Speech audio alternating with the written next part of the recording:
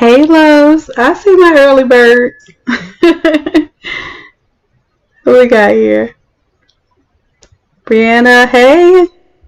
DA. Who was DA? You gotta message me a name because I can't decode some of these. I see my baby Karita. Aisha. Hey, babe. Rona, how you doing? Latrice Ford. Hey, love. I ain't seen your little name in a minute. All right. We're just getting ready here. So, I'm excited. Can y'all hear me okay?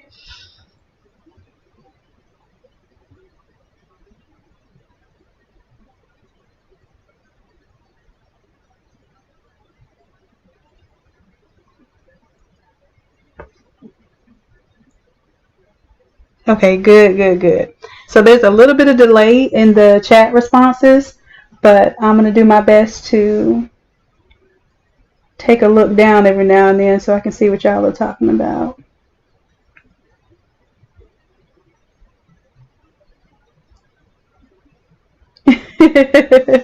Rona, it's okay. It's all right. We're going to do some pretty cool stuff today, keeping it simple. So we'll have some options where you can pretty much create your own templates that you'll be using in the future. But of course, if you ever need me, I got you covered too. So we're going to do the simplified versions of almost all of those shirts that you all posted that you want to learn how to design. Have very simple ways to achieve the same results, and even how to design them online with the designer for those of you who are not quite on the Photoshop level yet, but still want to create these all over designs. So we'll just give it a few minutes. In the meantime, I'm just pulling together some elements here. So we're going to see how many of these we can get done tonight. Let's see. I'm going to pull my folder over here. So this was my homework. My homework was to take the designs that you all said you wanted to recreate, and I felt like this should be a lesson on teaching you how to recreate without necessarily replicating. It's a little bit, a replica is usually something that's going to look almost exactly like the original, but recreate means that you're going to put some creation into it. You're going to put your own spin into it. You're going to have your own flair. You're going to find your own elements, and the most part of what I'm teaching you tonight is how to research, what to look up, what keywords to look up when you're looking for tutorials, because as much as I would love to be the guru for all things Photoshop, even I have to look up tutorials. And I think where a lot of you get stuck is you don't even know what to look up. So you don't know the terms to look up, or you know what keywords to type in to even start. So I'm definitely going to help you out with that too.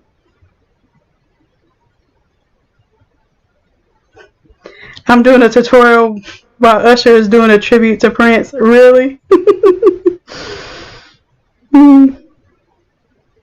Hey Nate, I'm glad to see you here tonight. Okay, so, and then I realized after I got y'all's input, so there were some images that I downloaded. We're going to go through these real quick. We have, I'm guessing that's more of a football because it says Johnny effing football. I don't get is that a Browns player?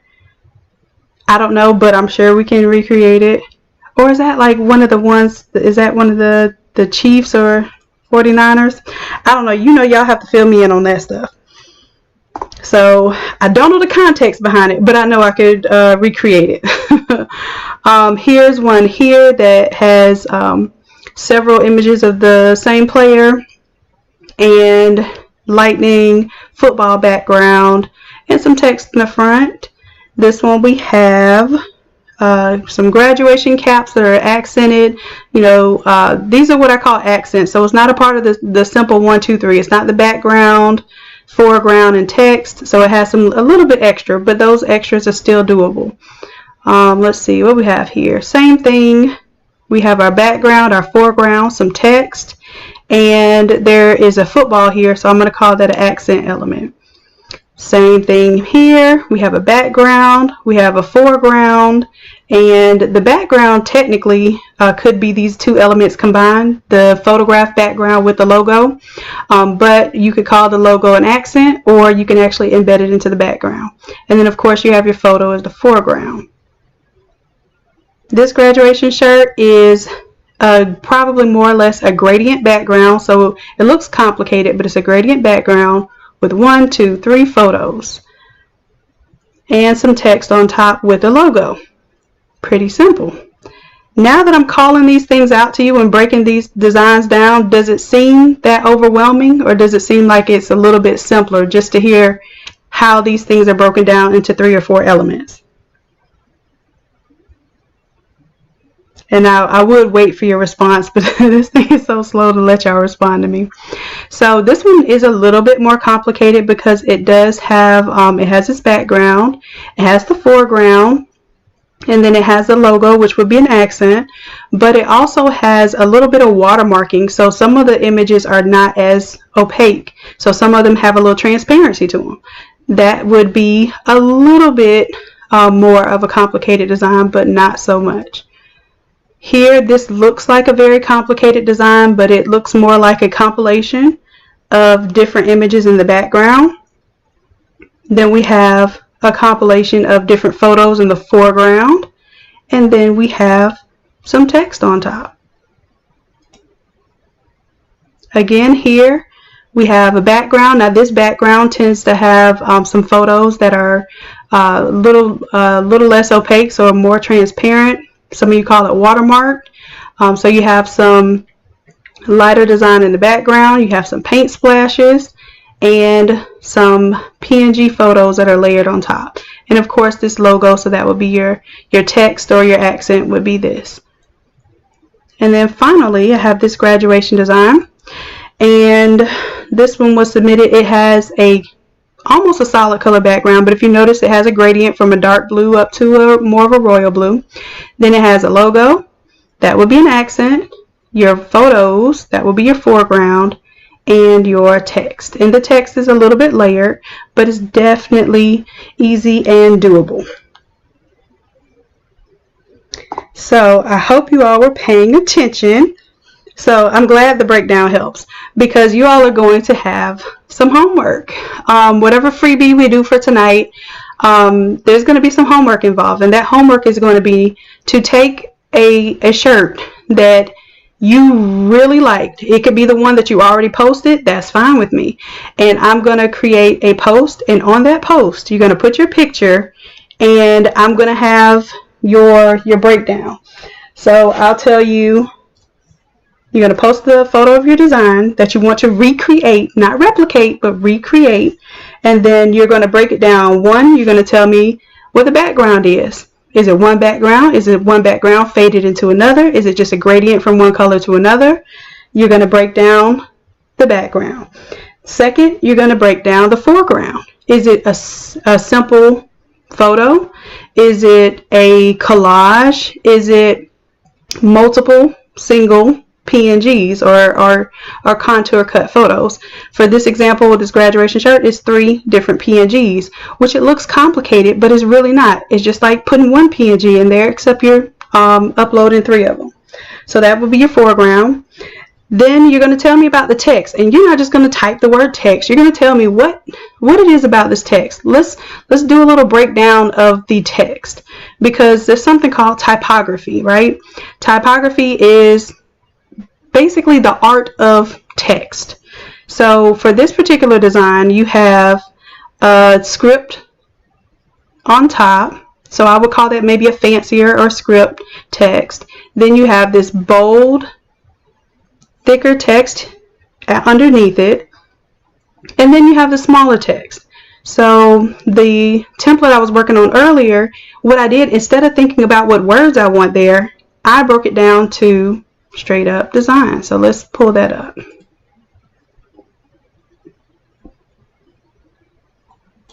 That one. It's going to take just a moment to pull it up. Okay. So, and then I ended up changing some stuff too. So I was just trying to give you all some ideas. But if we go back to our inspiration image here, we have script, and we have a bold font, and then we have a smaller bold font. So before you even think about what words you want to put on anything, if you're trying to break that design down, I want you to get to the essentials, get to the basics, and let your brain almost direct you without having to do everything exactly like it is. Because what's going to happen is, I'm not going to let you hold this thing up in front of your face the whole time you're designing. You're going to figure out your elements, and then you're going to shut that file down, and you're going to work on this yourself. So I do understand I got script, bold, small, text, bold. Cool. And then I have a number on the sleeve there. That's good enough for me to continue and move on. That's all I need. Next thing is, I think this one has some lightning in it. So that might be an element that you add on top. That might be your accent. So we're going to show you how to put some lightning on there. And that's the gist of that design. It's not as complicated as we might think it is. And let me see, we have...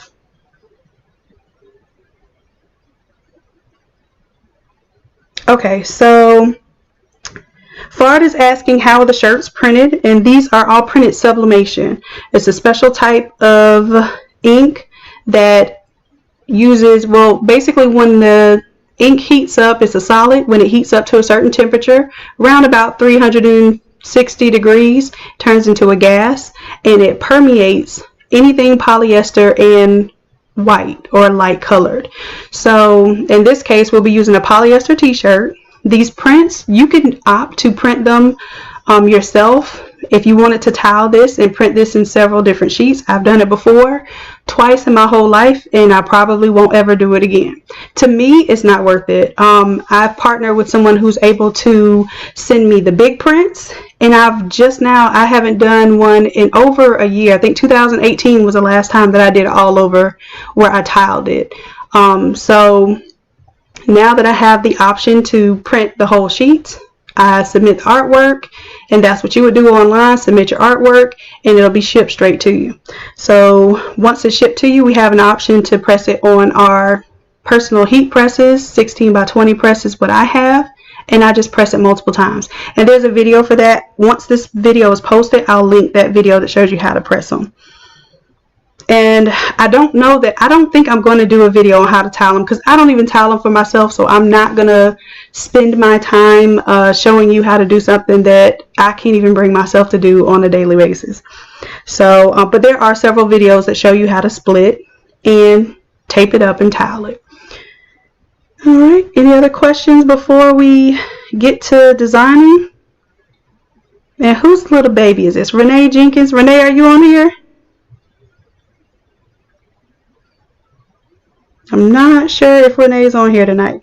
So this is, we're going to get through as many of the suggested images that we can get through tonight. My promise was to do 2 to 3, at least live with you all.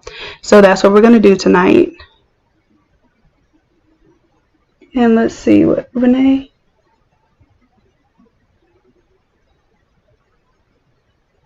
Renee, that's you, Shanique. Okay.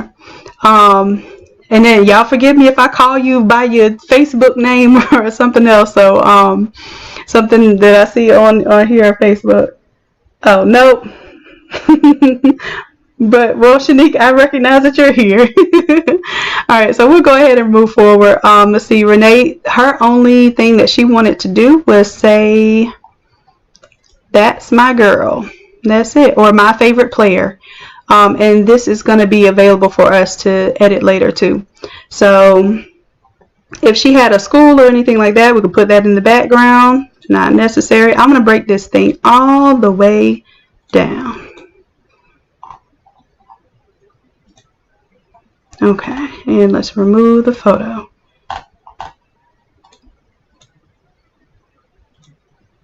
Okay, so with my promise of this EASY123 thing, I'm going to show you exactly what I'm pulling in. I have a folder here, so this is my KISS templates, my Keep It Simple, and I'll tell you where that comes from. My dad used to tell me Keep It Simple, Shanon, and I guess he got that from the Army, where they would say their motto was to keep it simple, stupid, or that's how they would chant that mantra. And I just took it for myself to say, you know what, keep it simple, Sublimator. I'm always creating these elaborate designs, and these are my advanced foregrounds. So I could even take these and pop them right on top of one of those backgrounds, and I'll show you that too. But I understand that this could be a little intimidating for some people. So we're going to take a step back, and we're going to go from the beginning and keep it simple, Sublimator. So the first thing I usually do is start with a background. For this particular one, I'm using this football design to create the basketball design, so it doesn't have to be football to football. So we're going to find us a background.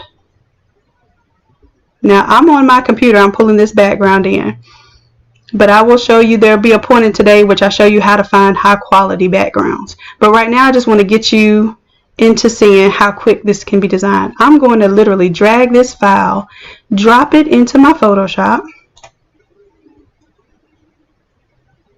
and it just so happened to drop in the right layers. But if it didn't, which, let's say when it dropped in, it dropped above my template, all I'm going to do is drag it below my template. And then I'm going to also drag it below this keep on for printing. So this layer we're going to turn off when we get ready to print it. These are your guides. This layer we're going to keep on, and once we submit the file, or if you're printing this file to do your tile, you're going to keep that on because it keeps you from wasting all this ink around this shirt that you're never going to use. So this is our outer bleed area here. Now one thing I want you to notice is, if you can see, you have these guides, and I'll zoom in a little bit so you can see. This is your text or photo safe area.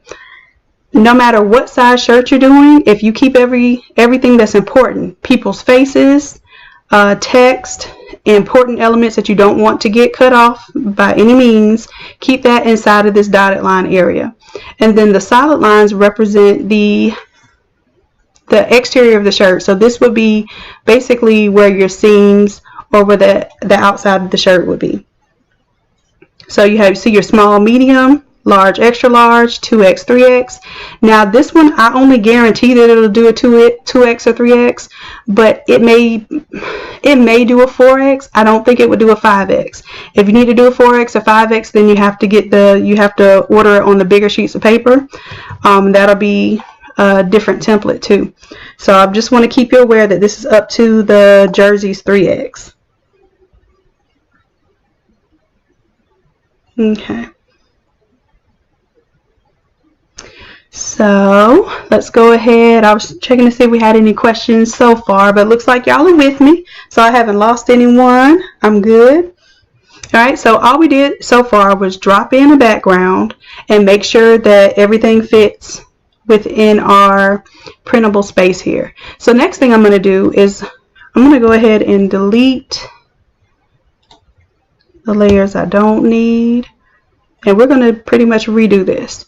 Now I'm going to drag in, go to my KISS templates, and this is how you could organize your stuff if you needed to. If you need to remember how to break it down, you have your backgrounds. I put simple foregrounds because my simple foregrounds are things that I can bring in individually. So that's going to be my foreground. Now I already faded off the bottom down here, but I'm going to show you if I didn't have the bottom faded on Photoshop, what you would do.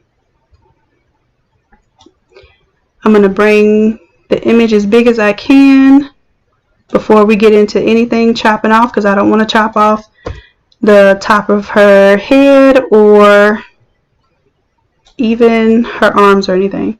And this one does have a hard line at the bottom, so let me show you what I like to do. When you pull the image in like this, it stays a smart object.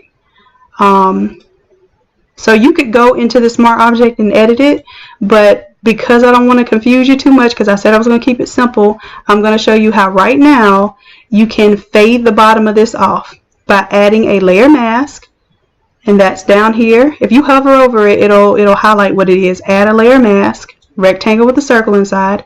It's all white because white reveals and black conceals. So I want a consistent gradient going across the bottom. So I am going to, let me zoom in here so you can see what I'm working with. I'm going to start at the bottom of the image, hold my shift key so that it keeps my line straight. If I don't hold the shift key, this is what I get. I can go any way I want. If I hold the shift, I can only go straight vertical. Now when I let it go, it goes from black to white on my mask. Black conceals and white reveals. So you can see where the black is, it concealed that part of the image. And now it has have a nice soft edge there. Okay, so let's move on to the next part. So we have our background, we have our foreground, and all we need is a little text. So one thing I'm going to do is go back to our example here. And this is why I don't want to keep it completely open, because I don't want to copy it exactly. But I'm pretty sure I know what most of these fonts are. But let's see if we can come up with our own thing. I see script at the top, bold in the middle, and tiny bold at the bottom. So I'm just going to keep that in my head.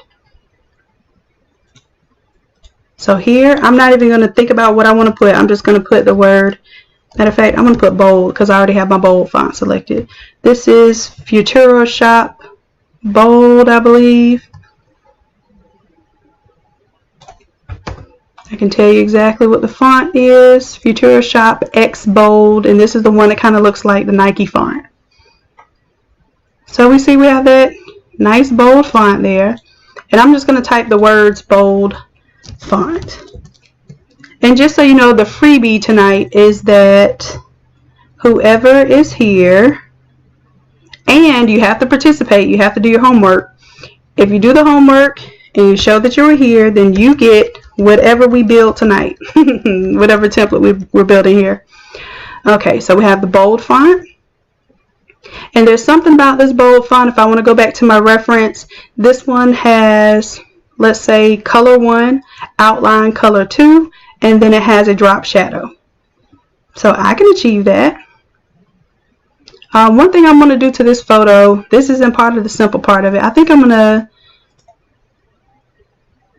change. Now Nate, this is your forte here. This is not mine, but I'm going to play with this, with these levels just a little bit.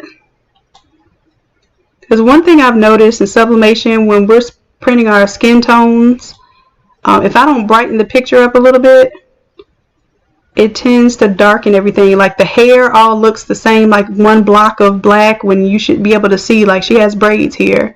So you should be able to see variations in the texture of her hair. So I do a little bit of brightening there, and then I might even layer, new adjustment layer, hue saturation. There is like some extra red in here to me. And like I said, this is not my forte. So Nate has listed some references that I'm actually going to check out, because I would love to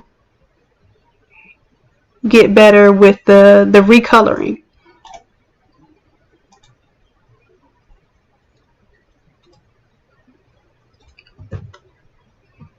And then, let me see, one more thing. I probably could play with the exposure a little bit, but this is not something that I do too much. But we're definitely going to check this out in the future.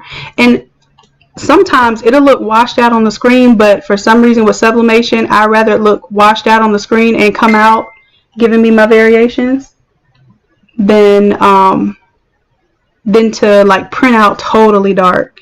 And I've had that happen way too many times. So my thing, I just lighten it up, so when I press it and it's darker, I'm good to go. Alright, so if we were to take all of these things off, you'll see what we just did.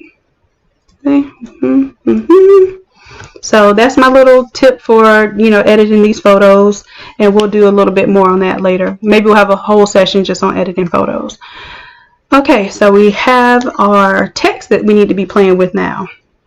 That's almost our last step, besides putting the lightning in. So let's do some effects. Now you can come down here to your FX, and the first thing we can do is a color overlay. Now we can choose a color from the image, and I'm going to zoom in here a little bit so we can see what we're selecting. As long as you have, let me go back here. You select this swatch. As soon as you hover over your art space, it turns into an eyedropper or a color picker. And what it's doing is picking up colors from these pixels wherever you're clicking. Now, this can be a little messy as this is a pixelated image, which means that these colors are very separated by pixels. So I can select here and it'll be a totally different color from here. So I'm trying to select one that I feel like best represents this color that it's intended to be. And then I might even adjust it a little bit to make it more of a pure color that I appreciate, as like that Carolina blue. All right, so we'll say okay to that. I'm happy with this blue. Next thing I might do is put a stroke on it. And we're going to keep it simple, like I said, and then I'll show you how you can spice it up. So right now we have a stroke on there. I'm thinking I'm going to keep the white stroke. Let me zoom out a little bit. We'll keep the white stroke, and if you just came out of it, just like I did just now, double click on that FX next to it, and it'll open the layer style back up. So now let's do, instead of another stroke, let's do a drop shadow. In that drop shadow, I can change my opacity, I can change my distance, I can change the spread, and I can change the size. So let me check on my image, and see, this image has a very thick outline here, and we could do that, or we can keep it how we're working on it, and then we can play with it accordingly. So I'm okay with this, and I'm saying I'm okay with this because normally how I design, I do a lot of gradients and bevels and embossing and all of that, and I am going to show you that, but first we're going to keep it simple. So that is your bold font. Outside of the bold font, we have our fancier font. So let's find us a script here that is fitting. Black tier. Let's go with black tier script. And we're going to take it off of all caps. See, Photoshop has an option if you don't want to type in all caps. You can definitely come here and see what a font looks like all caps. And then there has this faux bold too. So now this is no longer our bold font. We'll call this fancy font. Not fanny font. Hold on. Fancy font. I guess I'm typing way too fast for this computer. Okay. Now the other thing with the font that I can recall is it was an inverse of colors. So if the bold font was down here and it had the lighter outline with the mid-tone color overlay, then we're going to do the opposite here. So for the fancy font, let's double click on our FX. Let's do our color overlay, and we're gonna, let's do black, because I do she has black there on the number. So black there, and let's see what this stroke looks like. Now if I'm going to leave that white stroke just because I don't want to play with it, I want to come back to it, I can actually hit this plus sign and this white stroke is still there. It just duplicated that white stroke again. So when I change the white stroke on top, I'm going to change it to this blue color, and like I thought, I don't like that. So I'm going to keep the white outline. I have some kind of affinity towards a white outline with a black drop shadow. So that is that. And let's see. Oh, and we had a small font. So I'm going to take this fancy font here. Alt. Now I hit Alt and dragged it because I don't want to have to retype that. And pretty much I'm going to use how the fancy font is to create my next one, which is going to be small, bold font. And you might find that you don't want a small, bold font. You might find that you want to keep the fancier font, but just make it smaller down here, because this will probably be your less important text.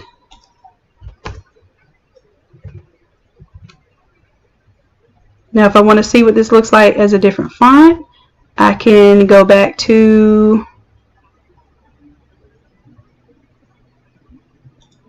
my Futura, and I'm going to change my tracking to 0 because I had it set to -40, which means it squishes it in.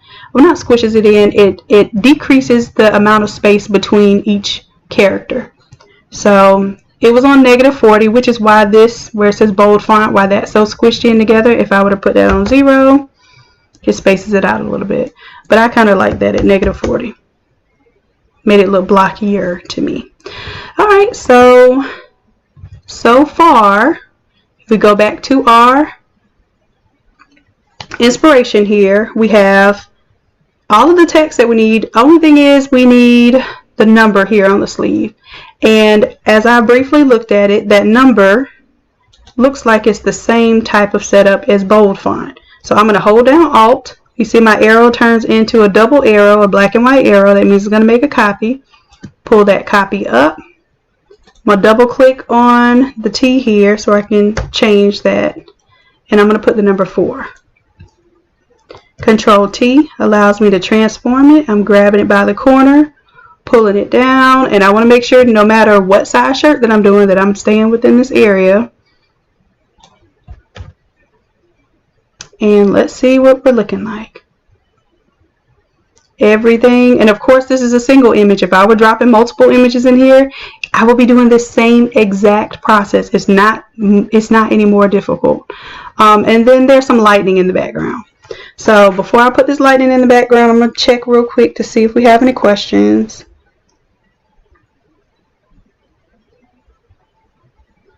Yeah, Sean, you feel like Photoshop is intimidating? Well, I have a surprise for you tonight. Trust and believe. I've been working on this all day trying to figure out how to, and I've been modifying my website so that y'all can literally design on your phone, on your tablet, or on your computer and do the same exact stuff. So stay tuned for that part. Alrighty. So now there's some other stuff going on here. I am a stickler for colors and themes and all of that stuff. So I probably would grab a logo. Like I see upward, it looks like they might have like a star here for the A. I might find that star or cut out that star and make it one of the really large elements here in the lower hand corner. That would be my accent because I don't want to put basketballs there because she's already got a basketball. I might do, like, we're going to put some lightning in here, but I might do fireworks or something else. You can do your paint splashes. All of those things are considered accents. So none of those things are too intimidating. And we're almost done, to be honest with you. So what I'm going to do, I like to take all of my text that's on top of the image group, and I'm going to call this top text. And then let's say if I were making it look like a magazine cover where you had text that goes behind the head, then I would, let me show you an example of that. I'm going to take this bold font and I'm going to Alt, drag it, hold Shift so that it stays right there in the center. And of course, that wouldn't be in front of the image. That would go behind her head. Kind of like a Sports Illustrated magazine, right? So this one, maybe I'll call this background text. And you know what? I'm not supposed to, well, I guess I can put text or font because the thing I was having y'all identify is whether it's text or what type of font it was. So if I hold down Shift, I can stretch this disproportionately. So if I want to make it a big effect, I can. I tend not to do that with text. And if I do it, it's usually minor or very intentional when I'm squishing it like that. I don't really like squishing any image. It just makes it look obvious that you couldn't do what you really wanted to. Okay, so now we got a background text. We have a number for the sleeve. We have our fancy font, our bold font, and our small bold font. And another thing that I do with small bold fonts or small fonts, usually at the end of something, I might take, let's see here, what is this called? Is it my spacing, kerning? Let me get the term right for you. Well, I was trying to hover over it so I could cheat and see what it's called, but tracking. Duh, the tracking. The kerning is I think when it's slanting. But I put a lot of space in between the letters so that I can make the font or the text smaller, but it still has like a little bit of visual impact because it's so spaced out. And you'll see they do that a lot in logo design. I'm hitting Control T so I can make that even smaller. So you'll see that even though this text it gets a lot smaller, the fact that it's spaced out still gives it a little bit of visual weight. And then for me, I probably would make that all caps. Okay, so now that's strictly your preference, however you want to do that. But that is a layout. And we're going to go ahead and lay in our lightning. So now this is a done layout. In case any of you were wondering, you could actually submit this as is. I'll turn off the guide so you can see. If you were printing a smaller shirt, this is how the image would fit. If you want to, you can make this as big as the 3x, but then you're going to have to submit a separate file for your 3x versus your large versus your small, if you want this image to be bigger on the different shirts. So this way, and this is a new template I'm going to upload tonight, but this way you can design on one template, and this fits all shirts from small up to 3x. Alright, so let's go in with our lightning. Now I have lightning as a brush, and I do have those brushes available. If you want to purchase them, they are on the do-it-yourself section, the DIY section of the website. And for those of you who don't have Photoshop and won't be able to import brushes, there is a PNG pack, but I've also uploaded that PNG pack online, and I'll show you that later. So you can design using my PNG pack online. So I have this lightning brush selected, and then I'm going to make sure that the color I have selected is white, and then I need a new layer, and I think I created a new layer without telling you. So this square with the plus sign, that's your new layer, and you want a fresh new layer because you do not want to modify the layer that has your background. Now you see right now how small my brush is. I'm going to undo that. I'm going to right click, and I'm going to increase my brush size to where it gets to what makes me happy. Now this brush is one that automatically rotates every time you stamp it. So what I'm doing is I'm kind of, when I see my branch start from the left or right, I'm kind of changing my orientation of where I put it accordingly. And there are other things you can do. You can play with the transparency of these. I'm not doing all that tonight because I'm not trying to overwhelm you. I literally want to show you how you can create this same thing on the app that's on the Innate Lab website, the same exact design, and not have to have the Photoshop skills. But eventually I do want you to work up that confidence, because once you start designing on that thing, I'm guaranteeing you're going to feel like Photoshop will be easier to play with and work with. So one last thing I'm going to do as far as these blues, and I understand this is the natural blue here, but I want to do an adjustment layer. So I'm going to go to Layer, New Adjustment Layer, and Hue Saturation. And I'm going to tell it to use the previous layer to create a clipping path or a clipping mask. Say OK. Go back to my layers. And what I want to do is to go to the blues only, and I'll show you the difference. If I change the master changes all colors in the design, which can give you some pretty cool effects. But if I want to reset this, I just go to this reset here at the bottom. I wanted to go to the blues, and I will say, hey blue, I want you to match this jersey a little bit better. So I'm probably going to pull down the saturation a little bit so it's not so intense of a blue. And you have to understand too, you have blues and you have cyans. So what I'm trying to play with may not even be blues, it might be cyans. And the way that you tell is you come over here to the hues, and if the hue changes, then that's the color you want to be playing with. So I'm on blue. I'm bringing the saturation down a little bit. I'm bringing the lightness up a little bit. And we can see it's getting a little bit more to that blue. And as a matter of fact, I think this color here on the text could be a little bit more saturated. Right click, give me my text, BG text, double click on my effects, and I have a color overlay going on here. So I'm just going to pull this color to where it gives me a little bit more color. Makes me a little bit happier.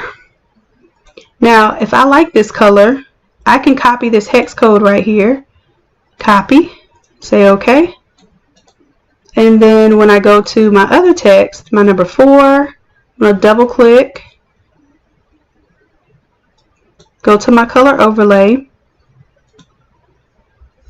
and paste. Control V, or I can right click and paste that hex number in there, and it remembers the color that I had selected earlier. So then that way I get a little bit of a cleaner color, even though the image doesn't have that saturated of a color. That's what I know I want. And the number one thing you're gonna have to wrestle with, you think it's design, it's really color. In this game, it's always color. You can mess up a whole job just having the wrong color, especially when it comes to teams. And this is a very hard thing to manage because you have color calibration from your monitor, from different types of lighting. It's called metamerism. When something looks the same in one lighting and then you go outside and you're like, dang, these greens don't match. That's definitely a thing. What Photoshop version am I using? This is the CC. So it updates whenever I allow Adobe to have access to my computer. So usually about every month or so I will do my own manual updates. So this is the 2020 version. But if you have questions about that, I think there's a photography version, the monthly subscription. And if you're a student, I believe it's $9.99 a month. And if you're not a student, you probably got a student in your household. So go ahead and get them to sign up and learn Photoshop with your little one or your nephew or your grandchild, whoever you can get the student membership for. All right, so I'm going to call that done, y'all. We played with this, and I've went as slow as I possibly can go explaining this. So I wanted to make sure that you all got a full understanding of how you can do this from scratch. So next, what I'm going to move on to is how to do this on the website when you don't need Photoshop. Okay, so this is what I was playing with today, trying a little development on my website. And hopefully this loads up because I'm doing a lot with this live recording and it eats up a lot of internet data that you all know I have trouble with out here in the sticks. So I'm logging in right now. I'll pull this over here so I don't show none of my important information on the back end of my website. But it does, this website does quite a lot. Let's see, I'm going to go homepage and then I'm going to bring it back over here where y'all can see it. So this is what the website looks like, except it won't say edit this page, of course, when you log in.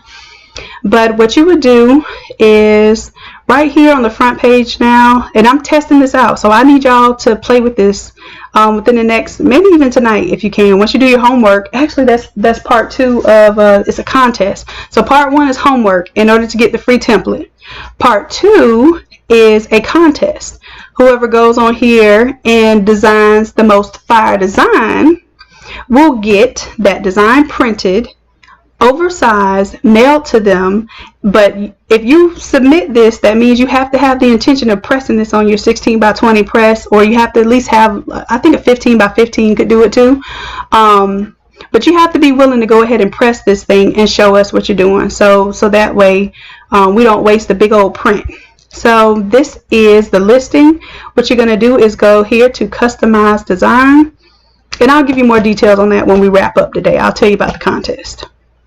All right, this is the same exact template and it's all ready to scale. The only thing is I couldn't lock it, and I need to figure out how to do that, how I can lock it so you can't move it around. But just deal with it for right now. When you play with it, I want you to tell me everything that aggravated you playing with it, because if it's something I can control on the back end of designing the site, then I'll do something. Now there's things that are out of my control, and I'll let you know if those things are out of my control. But I do my best to make it as user-friendly as possible. So first thing we're going to do, just like we did in Photoshop, is add a background design. Now, matter of fact, let's do the same. I'll show you how simple it is to do the same design. I already have this background saved in here. If I go to Design Elements, I have some background saved in here. Voila, there's the same one. I'm going to blow it up as big as possible till it meets the edges of my design. And then I'm going to go to my layers. So the only thing about this is it doesn't really...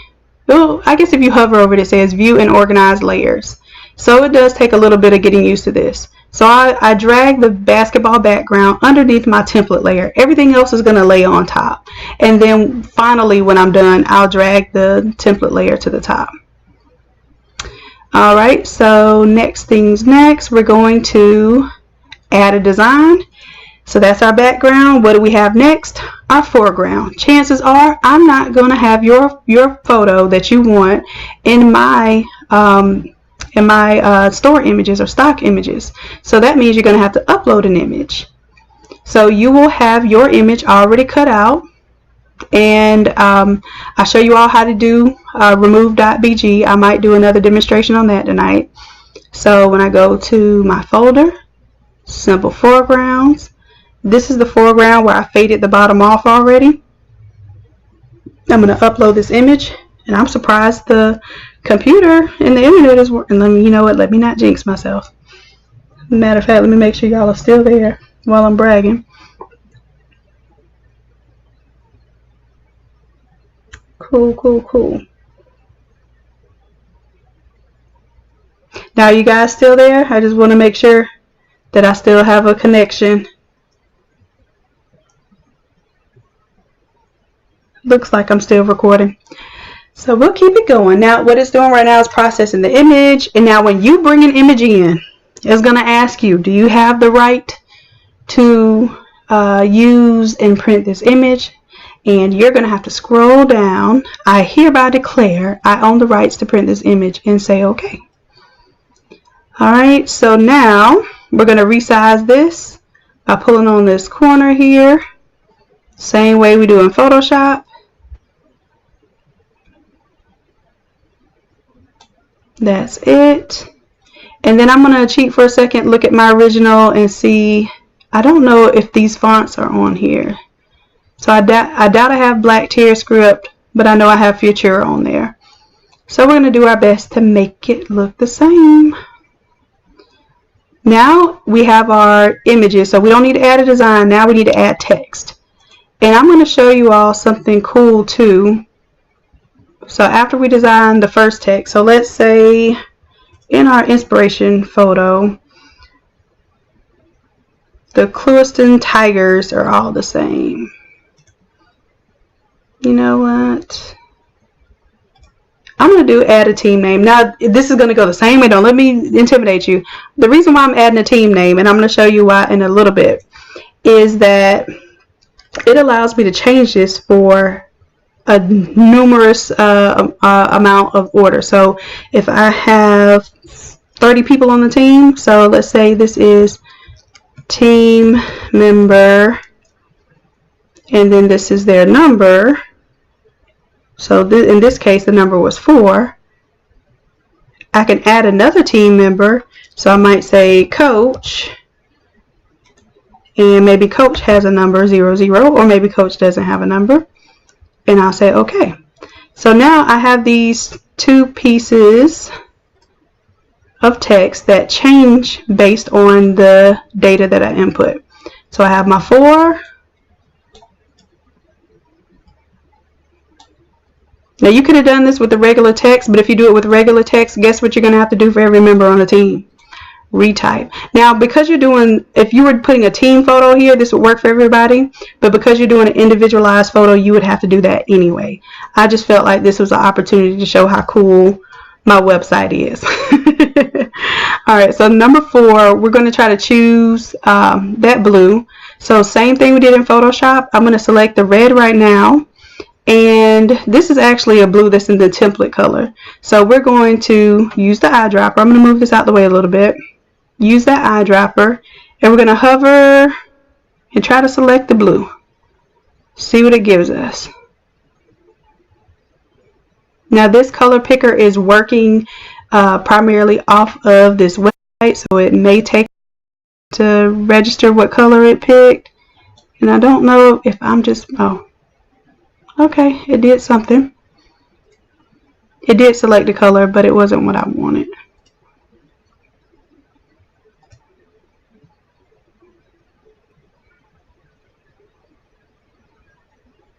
And honestly, I think at this point, it might be running a little slow because I'm doing my recording. But, team member, I'm just going to choose a blue. A little bit lighter than that.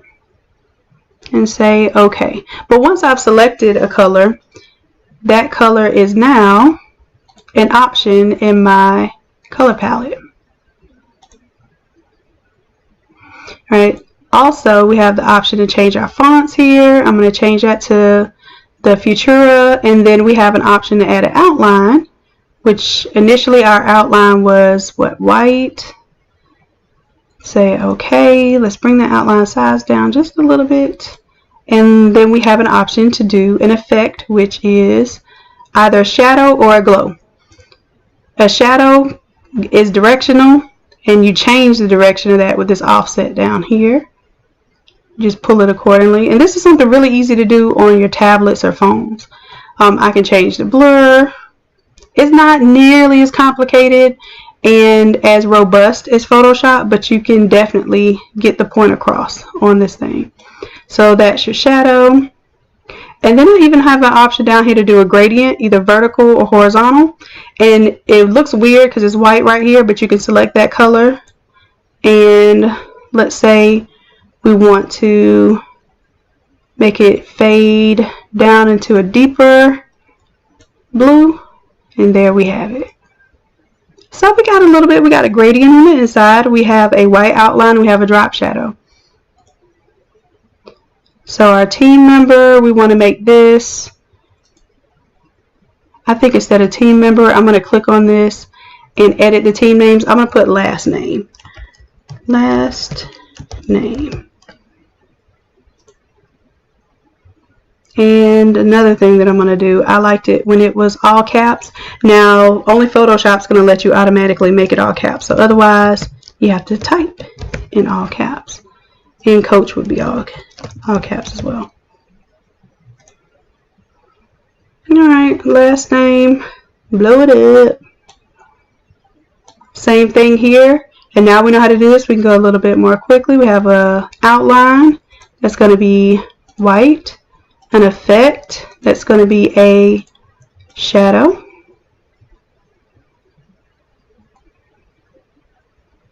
And that is it.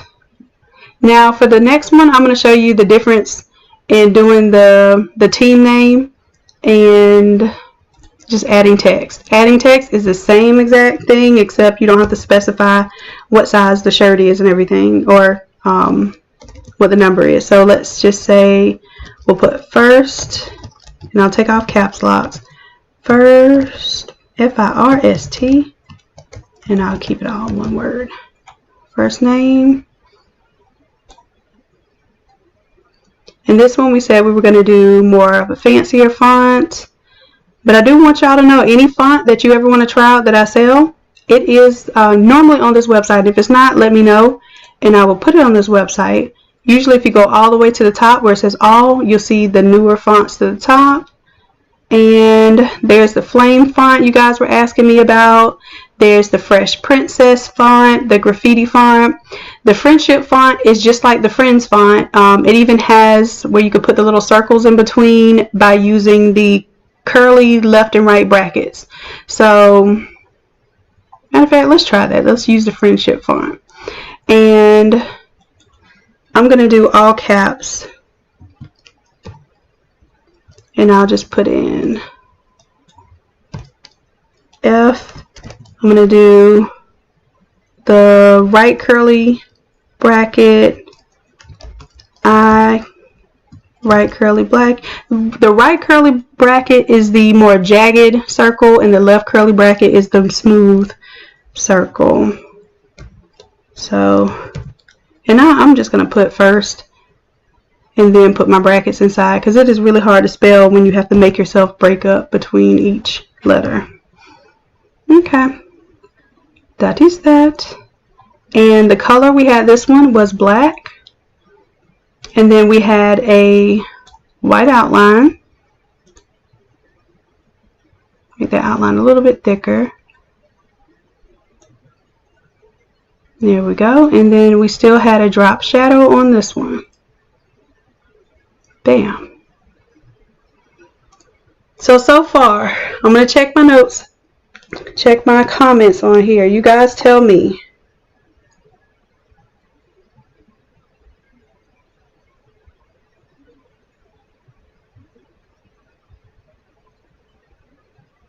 Are you still there? Is the video still playing?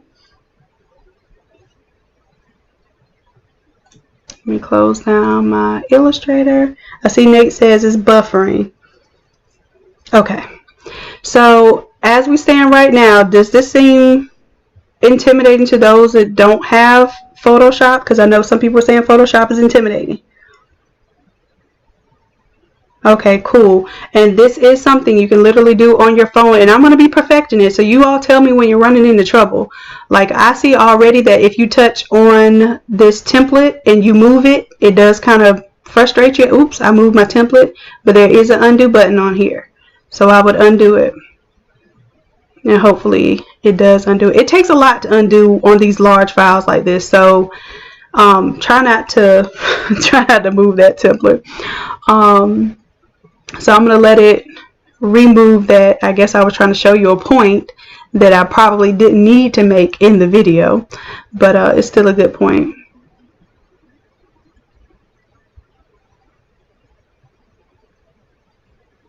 And it is still trying to undo there. So while it's doing that,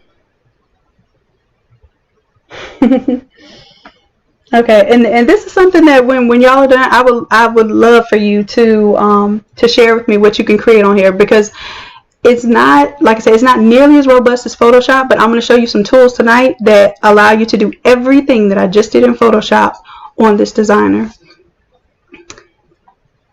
Well, okay, so I guess it didn't undo for me right then, so I'm just going to replace it. Alright, so the other thing was we had some lightning. And I am pleased to present to you that I have added my PNG pack. If you go to, let me redo that because I didn't tell you what I did. I clicked on add a design, and it's going to only give you one option here. I'm going to go to my stock designs, and then you'll see, let's see, the Innate Lab background PNG arsenal. So this is my PNG pack that I offer for those that don't have Photoshop, so they don't, you aren't able to buy the brushes. These PNGs you can pull into any program, including Paint. And then I'm going to show you how you can even pull them onto the website and design accordingly. So we're going to stick with the original theme, which was lightning. So let me go back to the first one. I do see a lightning bolt here. This is looks like the lightning bolt that we used. So, bam, there is my lightning. Now, the difference here is that you're not going to stamp it every time. You're literally going to have to reuse this image. But let me show you something cool. So the way that these images are set up, there's two things that you can do for the effects. One thing is you can change the color of it by going to the Tint option. So Tint allows me to make this lightning whatever color I want, which is actually easier than in Photoshop. I'm not gonna lie. I was surprised that it was this easy to do this on the website.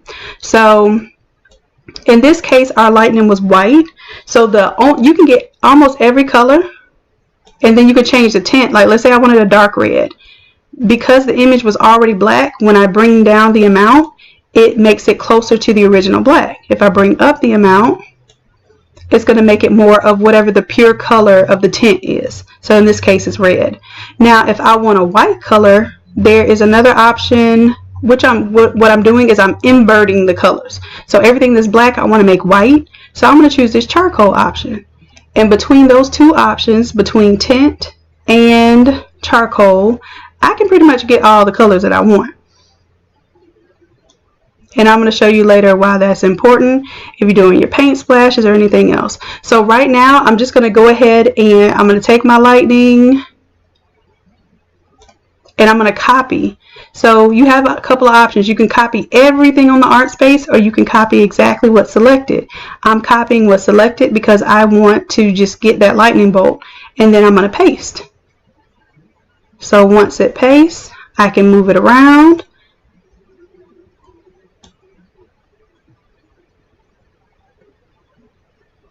A little more tedious than just stamping with Photoshop. And remember, my photo is on the bottom of all this lightning, so when I'm said and done with all my lightning, I'll bring everything that I want above it. But right now I want to focus on my lightning, so I can just keep hitting paste because I'm copying and pasting the same thing. Keep hitting paste, and then I can resize it, I can rotate it. Now on Photoshop, the brushes did this automatically. It automatically rotated and automatically changed the sizes, and it even changed the type of lightning. I'm not gonna lie, it wasn't the same lightning over and over again.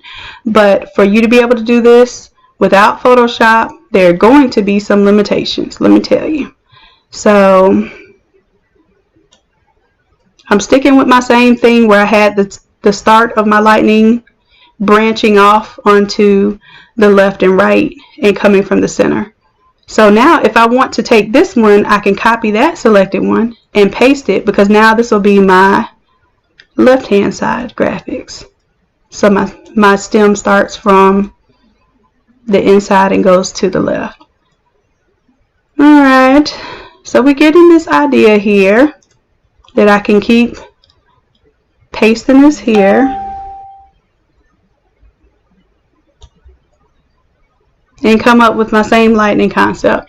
Now what I need to do is go to my layers, and you see all my lightning is up here. It is easier for me to go to my layers, and let me go to my position, and this shortcut right here brings it all the way to the top. So I'm going to bring first all the way to the top. And see how I can't even touch my last name and stuff because my lightning's all on top of it. So I'm just going to go to my layers, take my number, bring it to the top, and last name, I should have brought last name up first and then put first name on top of it. But I also have this option here. You see these arrows? You can manually move it one at a time to the appropriate layer position. Now you can't drag it like you do in Photoshop, but like I said, this is very elementary, but it gets the job done. So let me go back. That's our Photoshop version, and of course I don't have the little small bold font down there, but you could definitely add that. And let me see if I can, I need to bring this photo, take the photo. Now I can also move the photo one layer at a time up. See how I'm moving it with the single up arrow, and then the up arrow with the bar above it is the absolute top. This one is the absolute bottom. This one moves it up one layer at a time. So I'm in front of all my lightning now. I'm happy with that. And one thing that I was going to do is see if it's possible. I haven't tried this yet, so y'all are going to see me try this. I'm going to see with the effects if I can go and change my hue. It does a little bit. Yeah, it does. The same way I showed you in Photoshop how you can change the overall hue of the entire image. It does that. It's not as clean of a job as Photoshop does, but let's say you wanted to change that hue, you definitely have that option. I don't want to tint it. I want to, I guess it's not going to let me do what I want it to do. Because if I tint it, tint means that it's going to colorize the whole layer. And I don't really want that. Maybe it's color balance. There we go, color balance. So I'm learning something today. So color balance for my blue, I think, now it's just making it either more or less of that color, but it's not allowing me to drown that color out a little bit, which is cool. Can't do everything I want to do. Oh, that made it like an oil painting, which looks a little yucky, but we have a halftone effect, and I'm playing with these for the first time in front of y'all, honestly. I was just trying to learn how to do the basics myself. Halftoning didn't look like it did anything there. Nothing that was worth printing.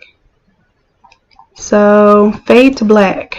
Fade to black I think is going to leave color on one side. And let's see, it can fade top to bottom, left to right. So vertical is going to be, so basically what it did is it faded it to less color down here, which that's cool too. So we were able to recreate that same design, and I think, let's see, we did get through one of our designs, but we didn't get through all of the Photoshop designs. So let me see. So I'm glad y'all like how the website does it, because I really want people to get very comfortable with the concept of designing, and that's what the homework is about tonight. So homework is, and I'm going to develop this template. I'm going to do this Photoshop template. I'm going to develop it a little bit further, as far as I'm going to have at least probably 3 backgrounds on here. And let me go through my background so I can show y'all. Now all these backgrounds are on the website too. As a matter of fact, let's go to the website. And let's add a design. And whatever I do on here, I'm also going to have a Photoshop template version of. And that's going to be the freebie for tonight. So basically you'll be getting some of these brushes, well, not the brushes, but the PNGs will be embedded in the template, and you'll get those for free. So somebody had one where there was paint splashes. That's been really popular, to do the paint splatter and splashes. The watercolor style, like that one's watercolor. Let me show you what that looks like. Let's go to the layers. So that's my watercolor. Oh, there it is. Having to get up there on the collar. And for right now, I'm going to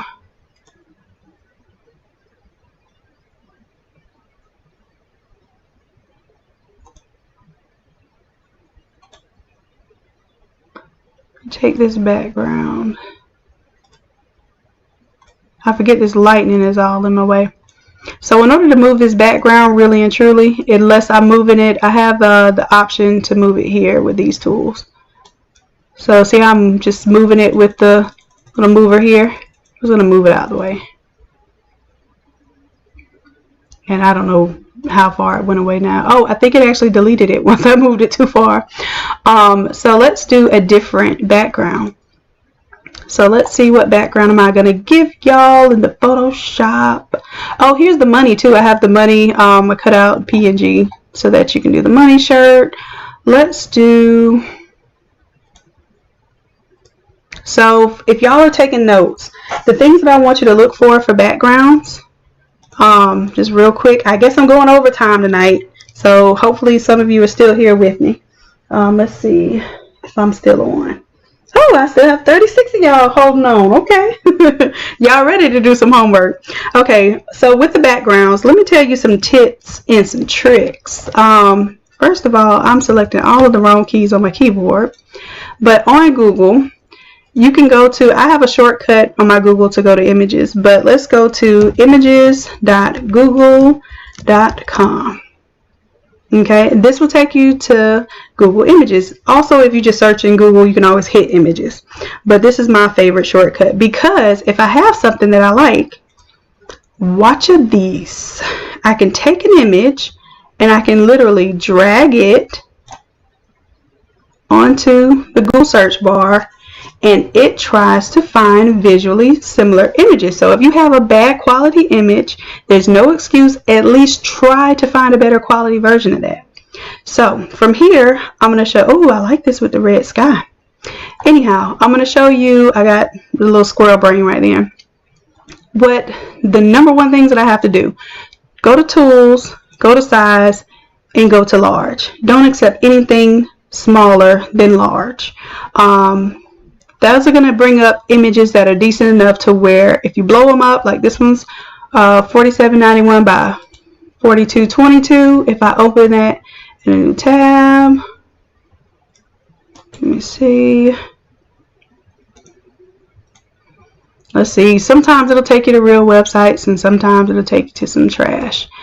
And if I go to open the image in a new tab, that brings me to the thumbnail, which means that this is embedded somewhere, so I can inspect. Let me inspect. Open a new tab, and bam.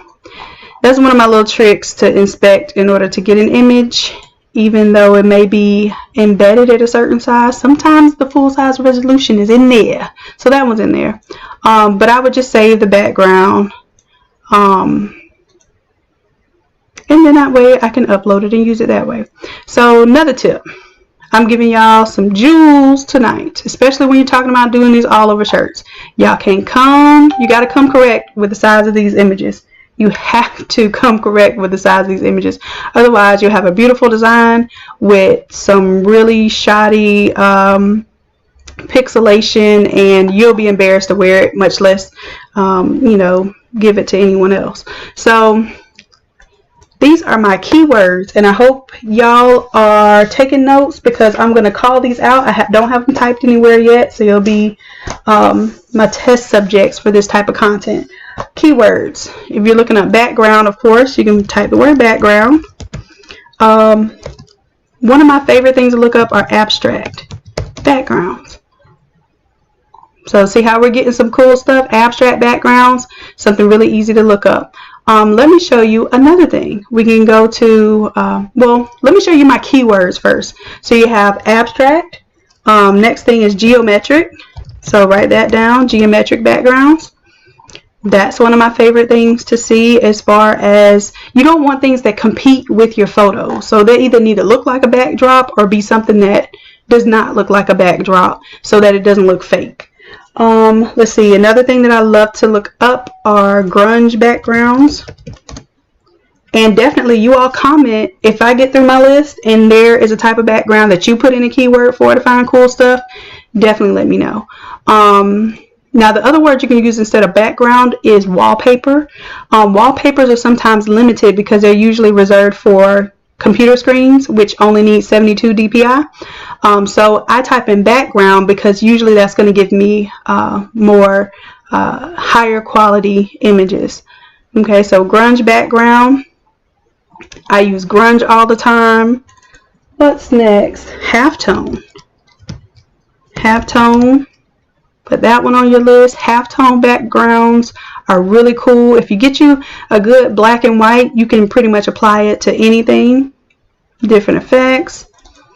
What else? We go on to fire. So fire backgrounds, those flame and fire type designs are very, very popular. So I still have my large on. I don't know if y'all see this. So I am only returning large images. And usually that's like, you know, at least 800 by 1200. Pixels per inch. I mean, it's usually a 72 dots per inch. So, or I'm sorry, I said it's 1200 by 800 or 800 by 1200 pixels in the single direction. So those are how many pixels. But even that I wouldn't choose. I'm going to look for something bigger than 1200 by 800. So let me, oh, I'm not done with my list yet. Let me get through my list, squirrel brain. So fire, flame, that's another want to look up fireworks. Look up fireworks. That's cool. Cheer stuff looks really cool on that. Graduation looks really cool on that. Of course, 4th of July, New Year's, those sort of things. Paint splash. So we can just look up background paint. We can look up background paint splash. Okay, and then another one I like to look up is background and then put watercolor, because watercolor is a little bit different than just splashing. It usually has some really washed out overlaying and colors running into one another, that sort of thing. So that was my little cheat sheet list for backgrounds. If you have any other terms that you look up, and these aren't all of them. Oh, I also look up landscape. So if you're doing something that requires nature, look up landscape, cityscape. And matter of fact, I need to add these to my list. Landscape, cityscape. And then you also might want to look up skyline.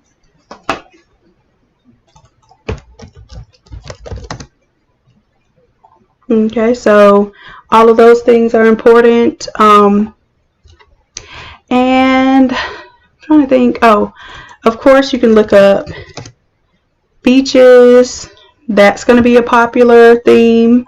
Also clouds. I have a whole collection of just clouds. So like with the remembrance template, it has 2 different sets of clouds. I probably have about 50 backgrounds just for, if you look up sky or sky and clouds. All those, and I have a lot of those actually available on the website. Okay, so those were my background tips. I hope you all wrote those down. Eventually I get to typing those up.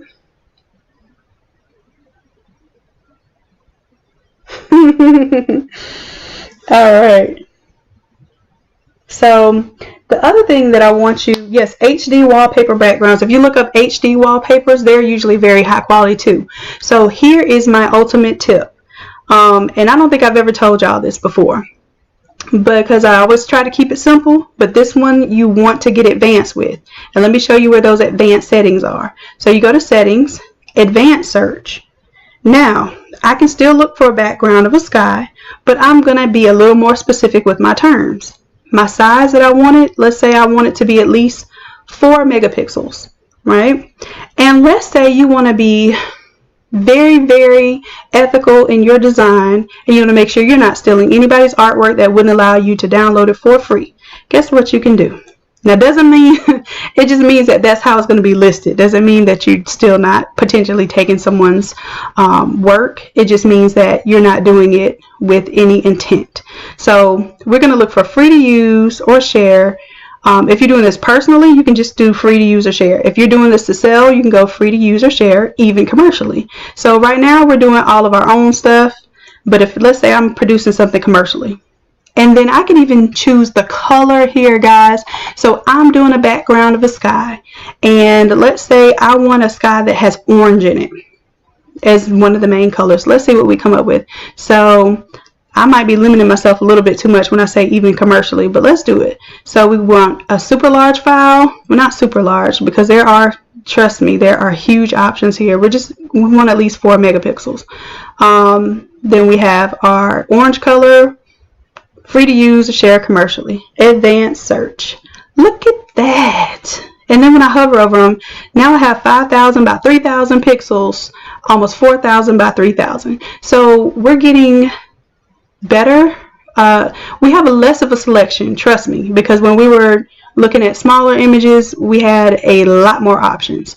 But here, we're at least understanding the level of quality. Now, you will have to make sure that these sites are legit. I'm not saying just because it said you can commercially use it that you know, someone won't be like, hey, that's my stuff.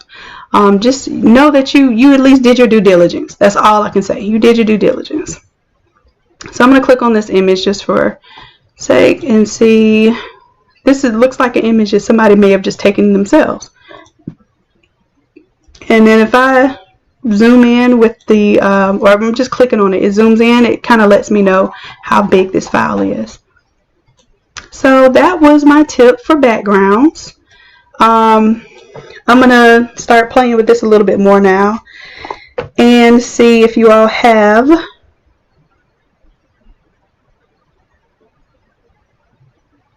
the inspect trick. Oh yeah, I have to use that a lot. If it's something that I really want and I can't get from inspect, I actually there's a Firefox browser that's a developer edition. And when I tell you that thing lets you do a little bit of whatever, yeah, I use that a lot for those ones where it says like no clicking on this website, which is technically you're not supposed to be clicking and saving stuff on those websites, but for demonstration purposes and for personal use, you know, all of that good stuff that I'm supposed to be saying so the folks don't come after me. All right,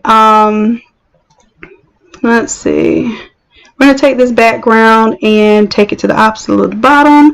And now it looks like a totally different design just by changing the background. So that's why I want you all to get really excited about the fact that you can do this now. It's not going to take you 3 weeks to learn this. It's not going to take you 3 years to learn this. It is as simple literally as 1, 2, 3. Background, foreground, text. Okay.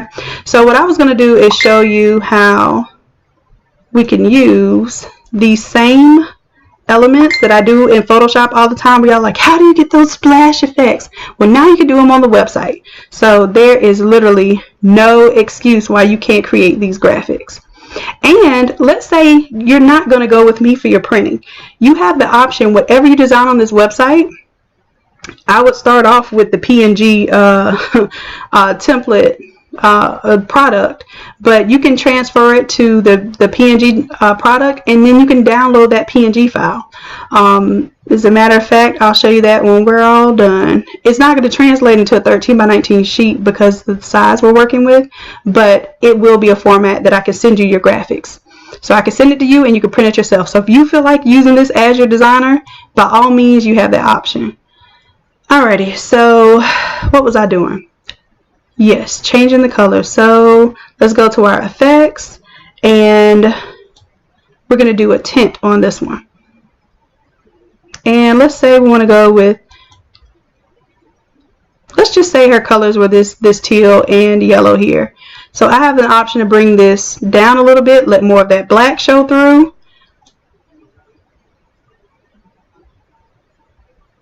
Alright, I have that one.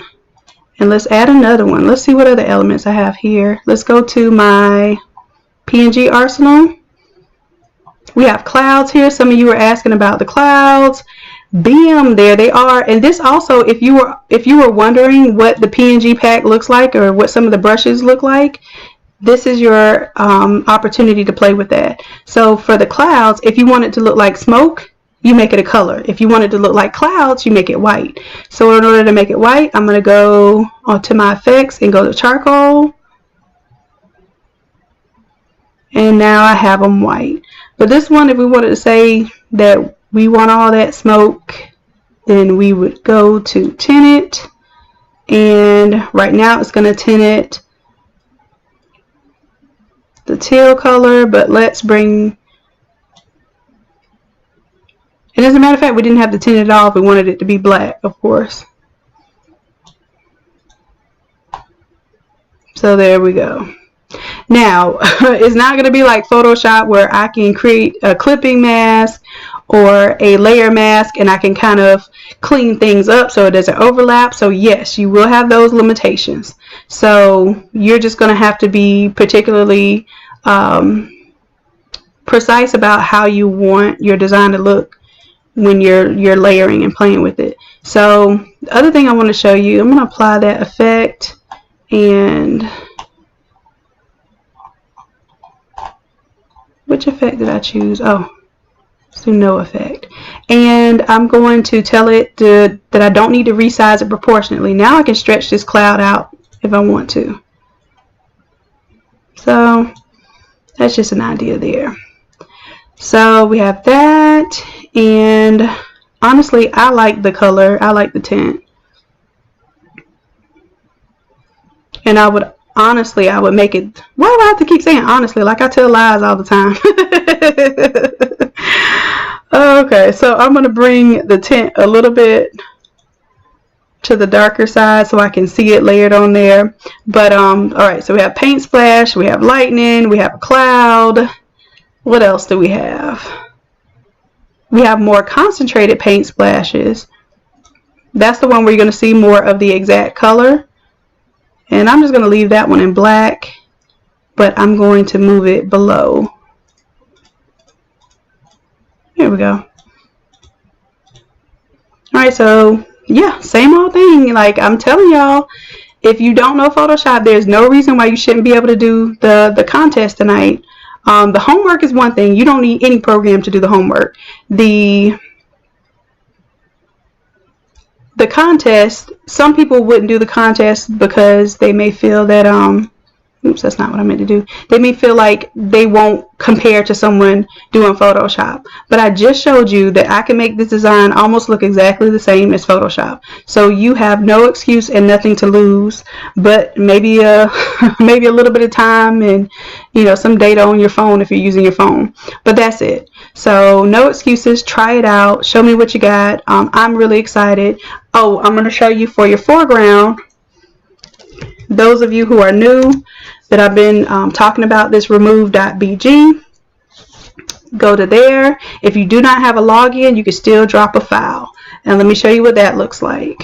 So I'm going to go to my foregrounds, my simple foregrounds, and I'm going to choose a photo.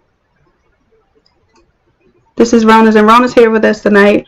Is it Rona or Rona? Is it Rona? I think I've asked you that before, Rona. But we're going to do a little Minnie Mouse example here, but obviously we won't have a chance to do it tonight because it's already late. But yeah, so I dropped it in there, and guess what? It cut out pretty clean. Now, of course, there's some parts missing, but since it's going to be her first birthday, guess what I'm going to put there? A number 1. Alright, so I can download that. Now, if I was logged in, I can download the higher resolution version of it if this was a high resolution image, but it's not even a high resolution image. So this is free to download. So play with this. You have no excuse at all of why you can't compete tonight. Okay, so yeah, because you need to go to bed tonight. But I'm going to make the deadline for the homework and the contest going to be, let's say by tomorrow night, because I'm going to have another tutorial probably tomorrow night. So by tomorrow night, I'm going to check whatever you all have posted. And while I can't do 2 things at once, let me do this low resolution. So yes, by tomorrow night, before I do my next tutorial, I'm going to pick the winner. I'll show you what that design looks like. I'll show you what everybody's design looks like. So we'll get to kind of gawk at each other's talents tomorrow. And if you pay attention at the end of this video, when I finally, when it saves, I will put the rules. And I typed these rules up. I even made y'all a video for the rules. I made a whole video explaining how the rules were supposed to go. So I need y'all to pay attention and do the homework. I mean, I teach college kids, and I still have the same issues with folks listening and following the rules. So I just need y'all to make it a little bit easier for me. And when I try to make it easy for you, just follow those steps. Alright, so we went through backgrounds, we went through foregrounds, and then as far as design elements, I can show you right here if I type in, let's say basketball. Now you can use remove BG to find a picture of a basketball and to remove the background from it. It doesn't have to be a photo. So remove BG. If I have a photo of a basketball, of course I've already done this, but and then for that stuff that says it's a PNG and it's not, this is good for that. So let's say that's my basketball, and you do not, I repeat, you do not actually have to download these images in order to cut the background out. But what you do have to do is you have to open the image in a new tab, and that image will have its own address. web address. You copy that, and then you can paste the image URL here.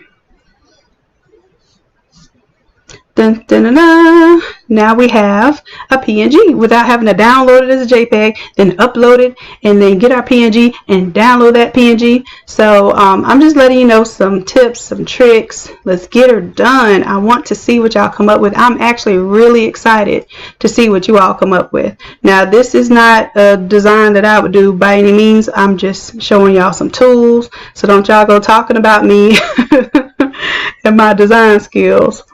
Matter of fact, let me just go to that and position and size. I'm going to keep making it go down till it's underneath the black.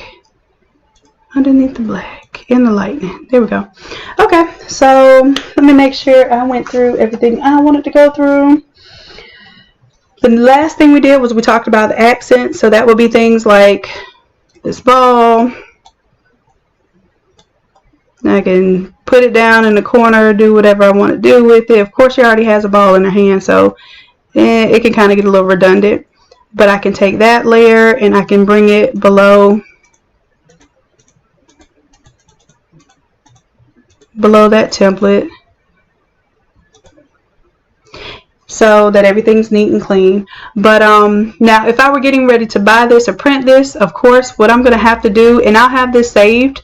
So for now, yes, you're going to see your guidelines on here, but I'm going to have an option that is locked, that has the white around the edges. So it's going to remain locked in place and it won't allow you to change it. I'm hoping it stays on top though. So I'm playing with the development of the website on my end.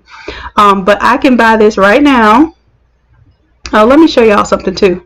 So if I go to my team name and I want to say, I wonder what the coaches one looks like, I can say okay, and bam, it replaced last name with coach, and it put the 00 up here. Isn't that cool? So if I had a whole team, 30 people, and then if this were actual shirts or anything, it'll actually ask you the size of the shirt over here. So you put number 4 is a small, coach is an adult extra large, and so forth, so on. So when it comes to producing this, everything would be pretty much propagated automatically. I can't even stand doing this in Photoshop. When I have to type the name for each person and type the number for each person, it irks my nerves. So this thing, as far as the team name goes, is excellent for that purpose. Let me check, because I am like 30 minutes over. Y'all are still here with me. Rona like Mona. Yeah, so I've been saying it right. I thought it was just my little country twang. All right. You're so welcome. You're welcome. Yeah. Tanya sleepy. I feel you, babe. So I think we wrapped up all the essentials. Are there any questions that that anyone might have, or something that you want to see me demonstrate while you have me live?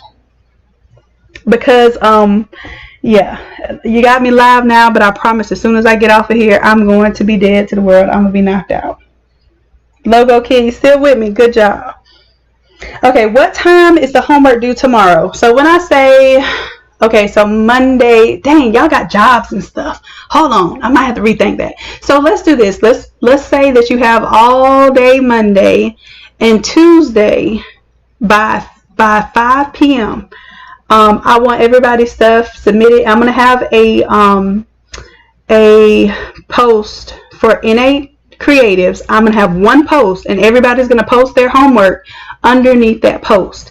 And the reason why I want it that way is because then I can scroll and show you all what everybody came up with, and I can critique it in real time. And don't be scared of my critiquing, because I'm always gonna not only give constructive criticism, but loving criticism. Like, I want to encourage you. I want you to do better. I want you to do well. I want me to do better, and I want me to do well. So I even take you all's criticism to heart, as far as not letting it hurt my feelings, but letting it mold the better me that I know I can be.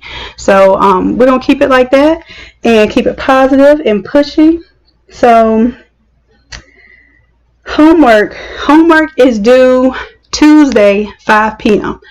Tomorrow, I'm going to see if I can meet with my designers who are interested in helping me do this sort of thing by utilizing the templates and fulfilling orders and referring people to these templates and that sort of thing, showcasing what we can do on other avenues, like basically in some of the groups that you're in, whenever you say, hey, like this template's from Innate Lab, that really helps me. I don't know if y'all know that, but it does, and that's why we're here where we are right now. So I appreciate that.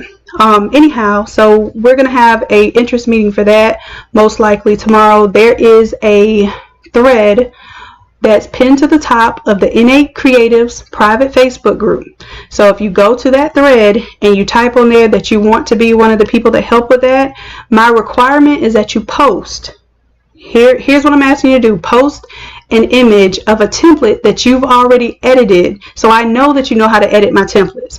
And the reason why I say that is because it's going to be really important that you're able to navigate the templates, change things out, and quickly upload art. When it gets down to it, right now we need a 24-hour turnaround, but when it gets down to it, we need like 10-15 minute turnarounds. So I want you all to be beasts with not only with Photoshop, but with these templates and the tools that we have, the remove BG. We should be able to remove backgrounds very quickly, change out colors, all of that stuff. So if you're interested in that program, we're going to have an interest meeting tomorrow evening for that, just to see who's serious about it. And you'll have access to my templates. Basically, it'll be kind of like a Patreon experience where you'll have access to all the premium paid content without having to pay for it, because your time and your energy helping me is what's paying for it. So anyone interested in that, we're going to, so if you're interested in that, you need to message that thread tonight, because I'm going to message all these people tonight and let them know when we're going to call tomorrow. I am tired. Who knew talking could be so tiresome? Okay. Alrighty. So, homework. First part of the homework is to take an image and break it down. Okay. So I'm going to have two threads.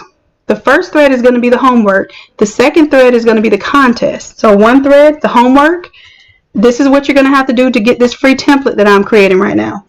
You have to put the photo, then type the number 1, put the word background, and describe to me what that background is. Okay? Number 2, the word foreground. Describe to me what that foreground is. Is it a single image, multi-photo? That sort of thing. Number 3, you're going to put text, the word text, and then you're going to tell me how that text is. Do you have script, bold, a funky, plump font, that sort of thing. A logo. So some of them won't have text. They might just have like what they call a word mark, which is technically a logo. And then number 4, some of you may or may not have number 4s, and that's fine. So number 4 is, are there any accent elements? Is there a ball, diploma, an extra logo somewhere, anything like that that's not a part of the 1, 2, 3 breakdown? And this, believe it or not, is going to open your eyes to every time you see an artistic expression on a shirt, you're going to start breaking it down immediately in your mind.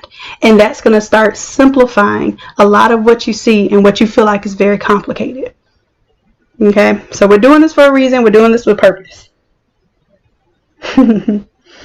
Thank you. I'm the bomb. All right, so there's no questions on the homework. The second part is the contest. So before I close my eyes and pass TF out, I'm going to post the homework, and then I'm going to post the contest. Now the contest is, I don't care if you have Photoshop or not. You can do yours on Photoshop. No, you know what? I need y'all to do this on the website. Why? Because I need to see how this website is performing to see what I need to change. So everybody, whether you have Photoshop or not, the contest, we may have an even playing field. Oh, that's going to be so nice. I love when I make up stuff on the spot. So this is an even playing field. Whether you have Photoshop or not, doesn't matter. Everybody has to do it on this designer. So go to the main. Let me show you one more time, one more again. If you go to the website, I might have too many windows open, so y'all let me know if I start lagging. Okay, I'm glad you learned. Alright, so you're going to go to this item here, and you're going to design your heart away. Okay, custom design, design it.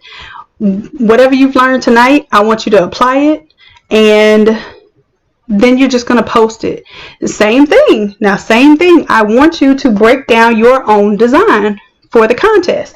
I want you to tell me 1, what the background is, 2, what the foreground is, 3, what the text is, and 4, if you use any accent elements. And that will help other people understand how you broke down your design. So you see how we're going to help one another learn and how we're learning in the process. Matter of fact, this has helped me a lot because I had to categorize a lot of these designs by what I was seeing. So y'all got homework, you got bonus. So homework is to get a free template.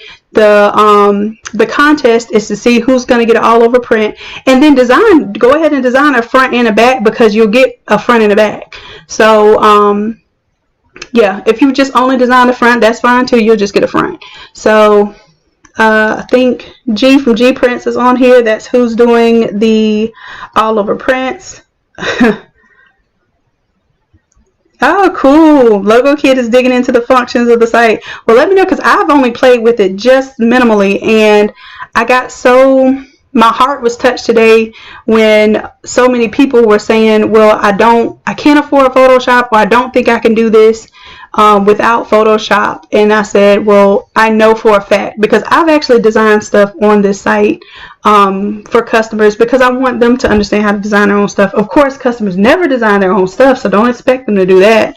I've had this type of website for years now, and it's very expensive, and I have it because it has a design feature, but customers never design their own stuff. So now I have people who are interested in design and learning design, so this is the perfect platform for you. So maybe that's the reason why God had me keep this website up for this long when nobody was using this designer. Alright, so I think that's it. I still got some people on here. I'm so proud of y'all for hanging with me to the end. And let me see if there are any questions I didn't cover, because I didn't see it while I was rambling.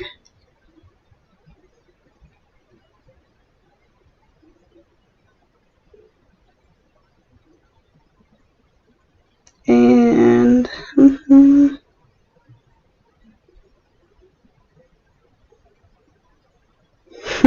oh, Tony, hey, you caught the live. I hope you're still here. So yeah, Tony Martinez, he's an excellent graphic artist with Photoshop. He does, if you're familiar with what cut and sew is, we're pressing this on a already pre-made t-shirt, but what he does is he presses it on the fabric, cuts the fabric out, and then sews it into a garment. So you don't see a lot of the imperfections that are in the seams. You can get really detailed with what you put on the sides of the sleeves of the shirt and that sort of thing. Even on the collar, like your collar of your shirt could be a different pattern and print than the actual shirt itself. So he is the king of cut and sew, like for real.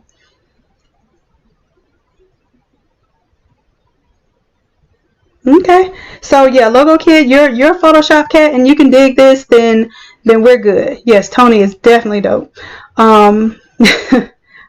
Learn how to sew from YouTube. And I actually put away sewing quite some time ago. I used to be a fashion design major, little FYI, and then I switched from fashion design to textiles. I finished my bachelor's degree in textiles. I did my master's degree while I was doing my undergraduate in textiles, and then engineering recruited me, and I ended up getting a master's degree in industrial engineering, and eventually I got my PhD in industrial engineering. So I've been a creative, an artist, a technical person, a engineer dealing in optimization, and still make t-shirts. So if that means anything, it all comes full circle, and it just makes me the person that I am today, who loves functionality. I love form, I love people, and I love love. So all of those things combined means that someday I'm going to be able to pay off these student loans. Alright guys, well I'm seeing we have a bad connection, which means it's probably my time to let you all go. No further questions. I expect this homework by 5 p.m. Tuesday. And those interested in helping me design, go ahead and respond to that thread tonight so I can get with y'all tonight and establish a time where we will meet tomorrow. Good night, Rona, and all the ones that I didn't get to that I'm supposed to get to, I'm definitely going to work on those. I might even do a video and just upload what I've been working on for those for y'all and not do it live. All right, I just saw a message, went away.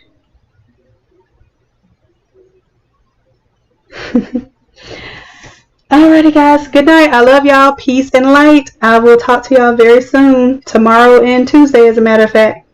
Y'all stay tuned, and on the Facebook page, Innate Creatives, make sure that you pay attention to the events. I'm going to start doing this, setting up events on Facebook. And hopefully you have the bell for the notifications on YouTube, so you'll be notified anytime I'm live or uploading a video. Good night, my loves. I appreciate y'all. Yes, I will put this video up for replay. Guaranteed.